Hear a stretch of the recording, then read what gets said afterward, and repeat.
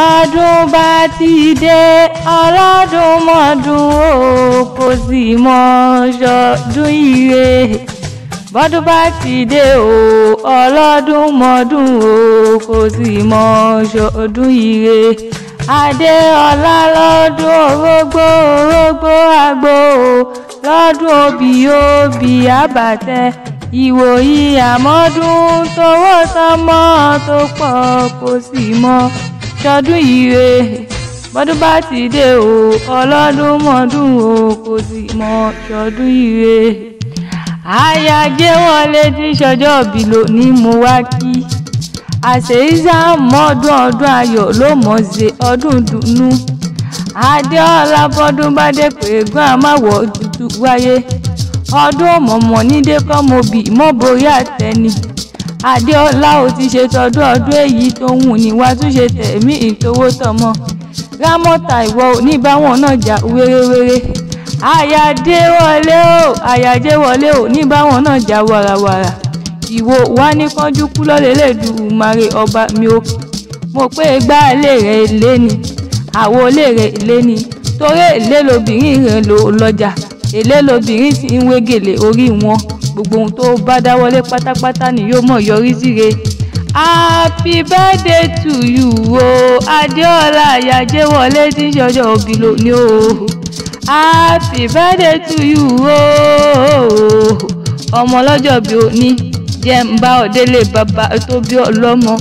Ìwọ láyà Ìjẹ̀bú ọmọ Ìjẹ̀bú tún ni ọ́ máa torí kí àwọn bàbá rẹ̀ torí mo mọ bí wọ́n ti ń kì wọ́n nílẹ̀ yín gangan. Adéọlá ṣe mọ̀ bá ọ̀rẹ́ láwọn bàbá tó bí ọlọ́mọ ní ṣe mọ̀ bá ọ̀rẹ́ láwọn bàbá tó bí ọlọ́mọ. Ìjẹ̀bú tó lọ́mọ èrè níwà níṣẹ́lẹ̀ bàbá tó bí ọlọ́mọ. Ọmọ adúrúmọdé ọmọ adúrúmọ̀sù pẹ̀dí ìyẹ́jẹ ọmọ aládìyẹ ògógó mọ́gà tí ń fẹ̀yìn rẹ̀ yé kígbín nílé bàbá ẹ̀yìn gangan. Adìyẹ bá lóko mi ni ara òrokù bẹ́ẹ̀ lára òrò adìyẹ.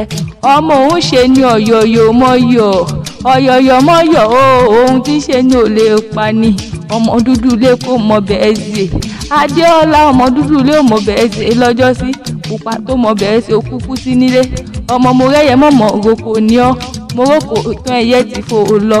Ọmọ oníṣu nílé mọ̀mọ́ lọ́bẹ̀ ọ̀bẹ tí ń bẹ nílé ò mọ bàbá tó bí ń lọ́mọ. Ìwọ lọmọ onígbò mọ́dé ọmọ onígbò mọ̀wọ̀ ọmọ onígbò àjòjì ò gbọ́dọ̀ wọbẹ̀. Àjòjì tó bá wọ gbòòrò yóò dẹ̀bọ̀ra ní nílé bàbá tó bí ọlọ́mọ. Adéọlá Àyájé wọlé iṣu mẹ́fà níṣu Ìjẹ̀bú èjì jíjẹ èjà ìjẹ òòṣà tí ó lẹ́nu ni wọ́n fi méjì tó kù bọ nílé bàbá tó bí ọlọ́mọ. Ìjẹ̀bú èrè níwà ooo bó bá wùn Jẹ̀bú àwọn ẹni rẹ̀ ní wíníwíní bó bá wùn Jẹ̀bú àwọn ẹni rẹ̀ ní wíníwíní bó bá wùn Jẹ̀bú àfọdún rẹ̀ tó kù ṣọdún alágẹmọ. Ìlẹ́ ọmọ alágẹmọ mẹ́rìndínlógún ìran Ìjẹ̀bú ní fọkọ ẹ̀já pẹ̀nà nílé bàbá tó bí wọn lọ́mọ. Mo ní ṣe bí àwọn bàbá yín ní náwó dọ́là kóyìnbó tó dé. Òyìnbó wá dé owó ọ̀hún àpọ̀ sí rẹpẹtẹ nílé bàbá tó bí ọlọ́mọ ni wọ́n fi pé gbà Ìjẹ̀bú owó ni kẹ̀lẹ̀bẹ̀ Ìjẹ̀bú owó ni ìtọ́ Ìjẹ̀bú owó ìtọ̀ Ìjẹ̀bú owó pupa Ìjẹ̀bú owó dúdú Ìjẹ̀bú owó ni. Ìjẹ̀bú Igbó ṣe bí Ìjẹ̀bú ní jẹ́ Ìjẹ̀bú ayé pé Ìjẹ̀bú ni. Ìjẹ̀bú Òde ṣe bí Ìjẹ̀bú ni Ìkòròdú Ìjẹ̀bú ni. Adéọlá Àyájé wọlé kórèjò ṣàmọ́dún wo wá níbi tọdún èyí ṣàṣemọ́ lọ́lá Ọlọ́run ọba.